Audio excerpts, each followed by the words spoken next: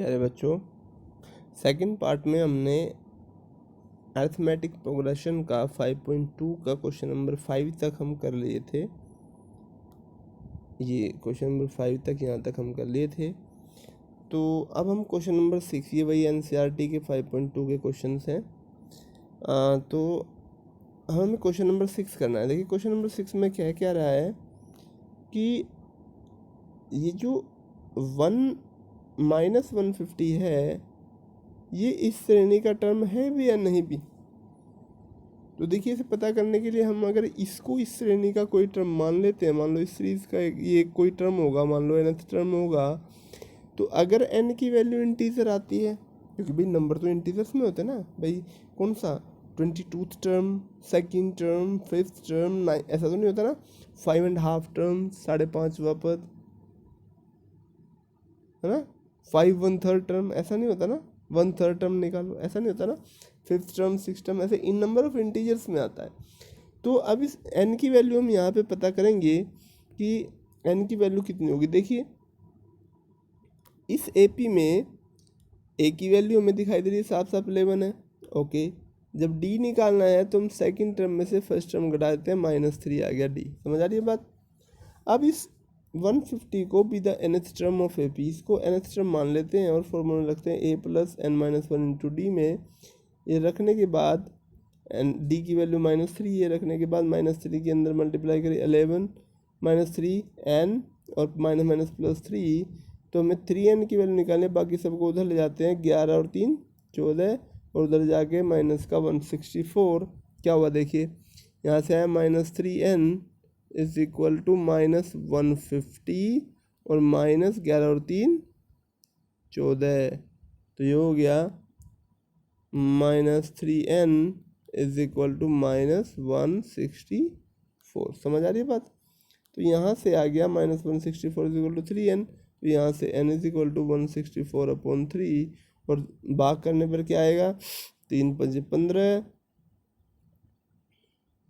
15 4.6। ये एक integer value नहीं है, इसलिए ये इन जो अपनी टर्म थी -150, ये इस सीरीज का टर्म नहीं हो सकता। अगर सीरीज का टर्म होता तो n की वैल्यू एक इंटीजर आती। Okay, next question number 7, find the 31st term of the AP whose 11th term is given 38 and 16th term is given 73। Okay, इस क्वेश्चन को करने के लिए देखिए हम यहाँ पे A11 की वैल्यू दी है 38, A16 की वैल्यू दी है 73। तो यहाँ से क्लियरली दो इक्वेशन बनेगी, A + 10D is equal to 38 and second one A + 15D is equal to 73। ये दो इक्वेशन बनेगी। देखिए यहाँ पे ये रही A + 10D is equal to 38 और A + 15D is equal to 73। अब इन दोनों को सब्सट्रैक्ट कर देते हैं। सब्सट्रैक्ट करने पर क्या होगा, यहाँ पे साइन चेंज हो जाएगा, माइनस माइनस और माइनस, ये कट गया, ये हो गया -5D is equal to -5/3।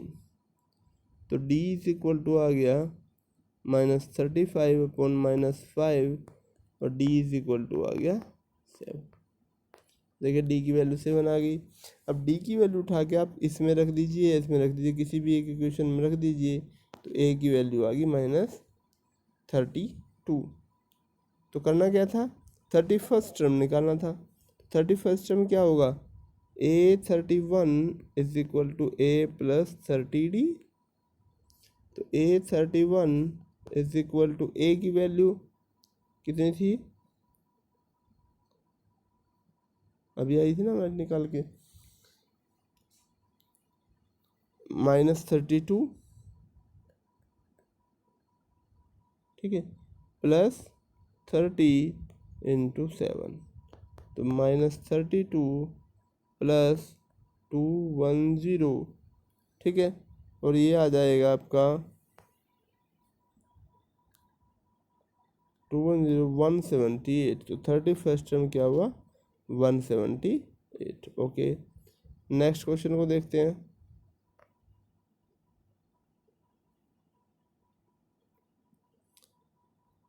An AP consist of 50 terms, तो कितनी टर्म्स है एपी में 50, तो एन की वैल्यू आ गई आपकी 50।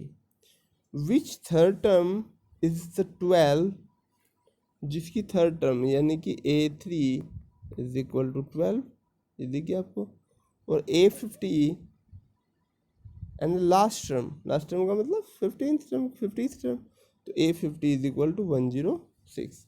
वही दो इक्वेशन बनेगी। A3 का मतलब A+2D is equal to 12, A+2D is equal to 12, और दूसरी A+49D इज इक्वल टू 106। इनको वही माइनस करके सोल्व कर लेंगे, और सोल्व करने के बाद जो D की वैल्यू निकल के आ रही है दैट इज़ 2, और D की वैल्यू कोई सी भी एक इक्वेशन में लिख के हम A की वैल्यू निकाल लेंगे, और फिर 29 निकालने के लिए A+28D, और वैल्यू आती है 64। नेक्स्ट क्वेश्चन पे चलते हैं। वही एक ही तरह के क्वेश्चन बार बार रिपीट हो रहे हैं,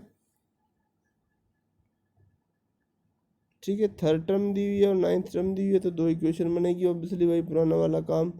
A+8D is equal to -8, and ninth term की बात करें वो थर्ड टर्म की A+2D is equal to 4A plus, इन दोनों को सोल्व करने पर D की वैल्यू -2 आ रही है, और D की वैल्यू रख देने पर हमें A की value,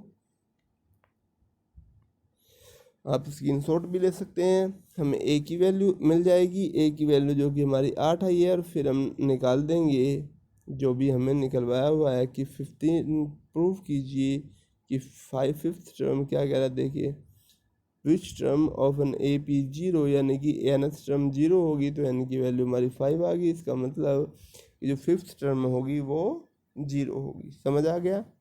okay, next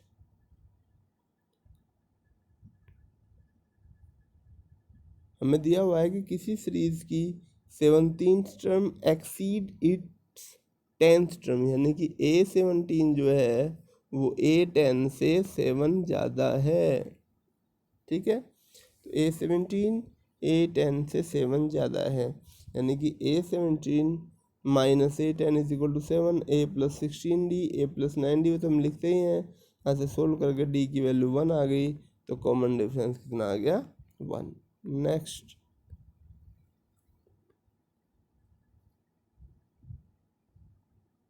which term of this AP will be 132 more than its 54th term, तो इसके लिए हमें पहले 54th टर्म निकालनी होगी, और 54th टर्म जो हमारी आई वो आई 771, ओके सॉरी नहीं 639। उसके बाद ये कह रहा है कि जो इसकी किसी जिस टर्म की बात कर रहा है वो इससे 54th टर्म से 132 ज़्यादा है, तो इसका मतलब वो कितनी होगी, वो 771 होगी। तो इस 771 को हम nth टर्म मान लेते हैं, और n की वैल्यू निकाल देते हैं, 65 आ गया। तो 65th term is 132 more than the 54th term, okay.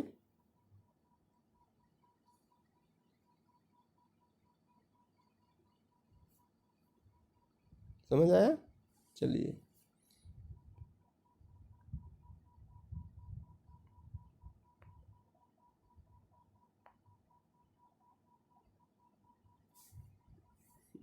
Next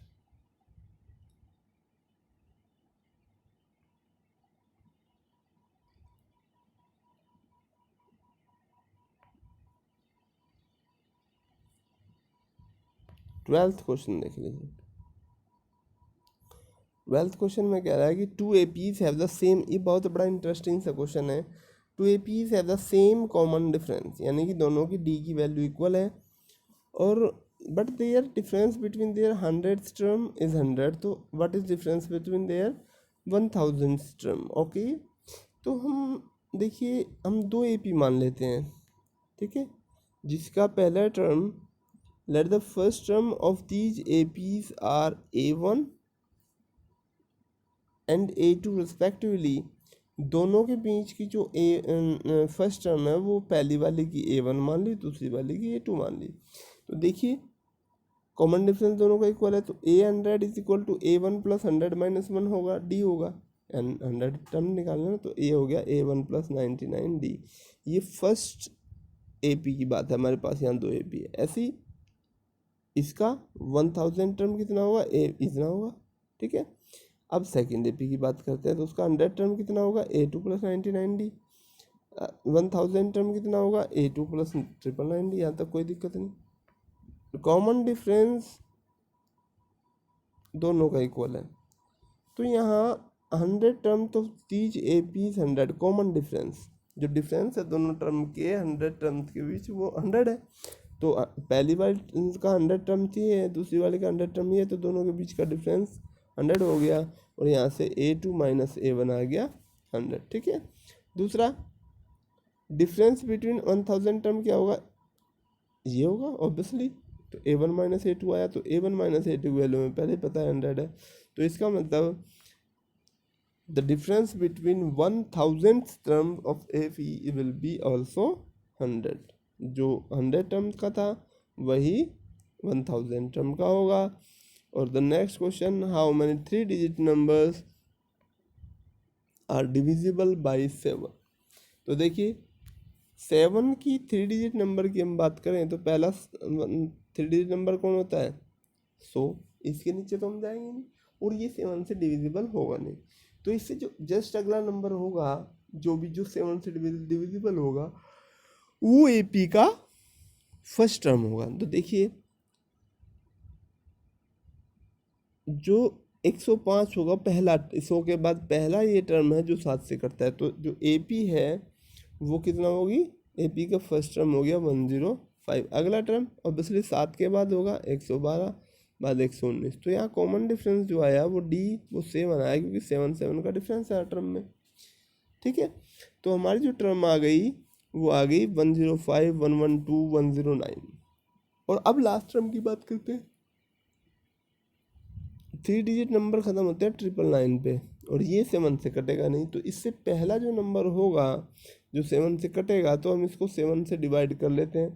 7 1 जा 7, बचे 2, 7 चौके 28, बचा 1, 7 दूनी 14, बचे 5। ये 5 जो आया है रिमाइंडर नहीं बचना चाहिए था, तो हम इस 5 को क्या करते हैं, 5 फालतू है ना, 5 को इसमें से हटा देते हैं, तो पूरा कट जाएगा। तो जो हमारी लास्ट टर्म हुई AP की वो ही 999 - 5, यानी कि 994 लास्ट टर्म होगी। तो अब हमारी जो AP बन गई वो बन गई 105, ये AP बन गई।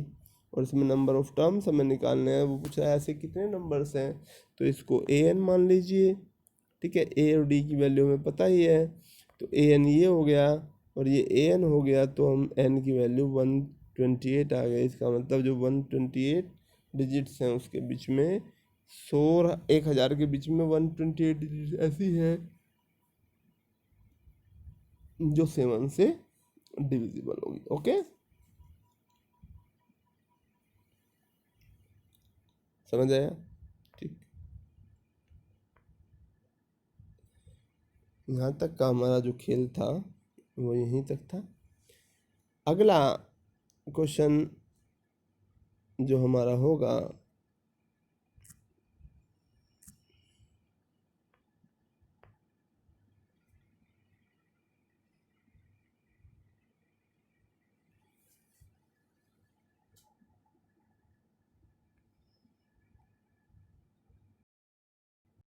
अब आते हैं अगले प्रश्न पर।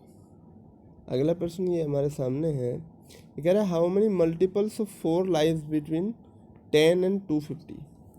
तो 10 और 250 के बीच 4 के मल्टीपल्स पूछ रहा है। तो जो 4 के मल्टीपल होंगे 10 और 50 के बीच, तो हम देखिए देख रहे हैं कि पहला मल्टीपल हमें देखना है 10 के बाद जो 4 से कटेगा वो 12 होगा, और लास्ट जो 250 से पहले होगा वो 248 होगा।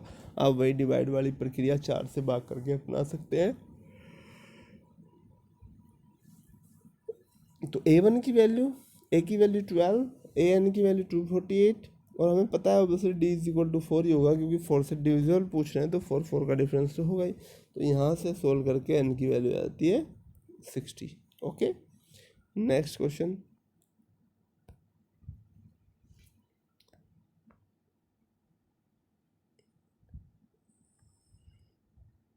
इसमें कह रहा है for what value of N are the nth term of A Ps are equal. इसका ए पी का nth टर्म हम निकालेंगे, ये आ गया। दूसरी ए पी का nth टर्म निकालेंगे, ये आ गया। और हम इसके बाद इन दोनों को इक्वल रख देंगे, जहाँ से हमें एन की वैल्यू मिल जाएगी। इक्वल रख दिया, सोल्व करने के बाद एन इज इक्वल टू 13। तो इन दोनों सीरीज का ऐसा टर्म कौन होगा? 13 होगा, जो इक्वल टर्म होगा। 13th टर्म ऐसा होगा हमारे पास। ओके, चलिए आज के लिए बस इतना ही। आगे के क्वेश्चन हम करेंगे अगले पार्ट में, पार्ट नंबर 4 में। आज के लिए बस इतना ही, धन्यवाद।